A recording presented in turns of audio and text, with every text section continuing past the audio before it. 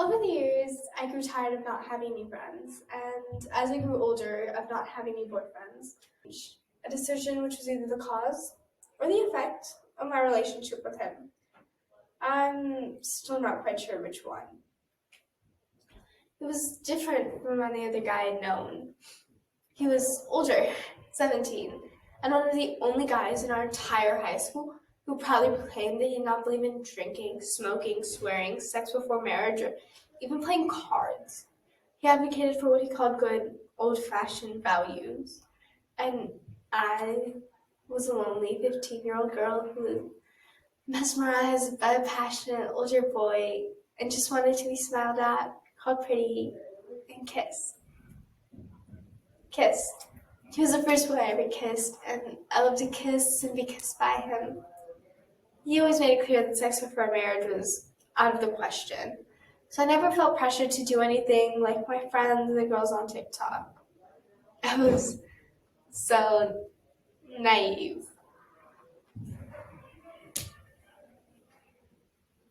A 2021 study done by the World Health Organization shows that over 1/3 of women worldwide aged 15 to 49 years old have been subject to some form of physical and or sexual violence in their relationship.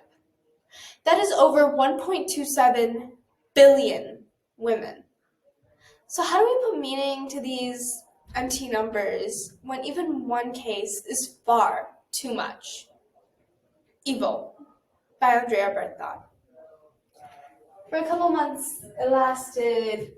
We were both happy until he made it clear that he wasn't happy anymore. I mean, I felt terrible. I think deep inside, if I were more beautiful and less sinful, then maybe just kissing me would have been enough for him.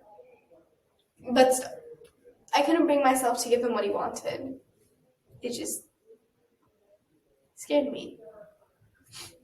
So one night, when we were alone in his car, he did it for me. He didn't hurt my hand when he grabbed it. He hurt my brain more, it seemed. He put it there and the whole world stopped. I couldn't think for at least a minute. I processed nothing. When I finally understood what was going on, I wondered why he even needed my hand at all. I guess for the same reason you use a sponge to clean up a stain on the carpet. It's easier, and you don't have to get your hands dirty. Wish I had done runaway screams. I was in some kindergartner being lured into a van by some sick pedophile with a promise of puppies. I was 15. And he was my boyfriend. My trustworthy, respectable, fully Christian boyfriend. I closed my eyes and went somewhere else in my head, which was easy since my body had gone numb from the first time he grabbed my hand. I felt him put his hand on my shoulder, pushing me down gently at first. I tried to push myself up, but he pushed me down hard. Both hands. It was as if that single jerk of my body provoked something else in his. He didn't say anything to me. No, come on, baby. No, I love you. No, please. It was as if I wasn't even worth the effort of persuasion. He moved his hand to the back of my head and pushed it towards me. I smelled sweat. I could hear his voice, like the voice of God in movies. Distant. I could hear him saying, "Do you like it? You like it, don't you?" I said yes immediately. I didn't even consider it a lie. Because at that point, there was no such things as truths and lies. Only right answers and wrong answers. And it was obvious which one was the right answer. He didn't say anything to me again until it was almost over. And he just mumbled, "Don't get it on my pants." So I didn't. I was actually grateful for that moment because then I knew it was over. He drove me home. I ran to my bathroom.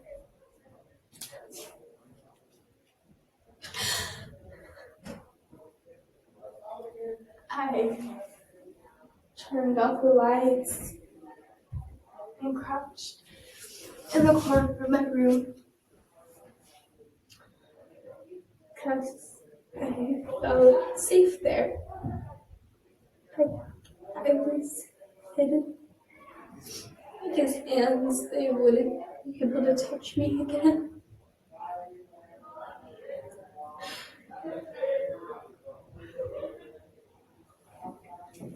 That was the first time it happened. After that, I got the courage to tell him that I just didn't want to do it. But his response was always the same. "We have to do this, Susie. If not, we'll give in to temptation." How could I argue with the scripture? So it went on like that for nearly 3 years. Eventually, we broke up. I went to college, got a job, got married. But in a way, I never stopped crouching in the corner of my floor. Because you don't realize how much the little things affect you. He took everything from me. All the hopes, all the dreams, all the sweet possibilities. The way I look at men as I got it myself. He took all of that from me. I never got the chance to live any of that the way I wanted to. The way I deserved to. And he did it all in the name of God. And I can't think of any word for that except evil.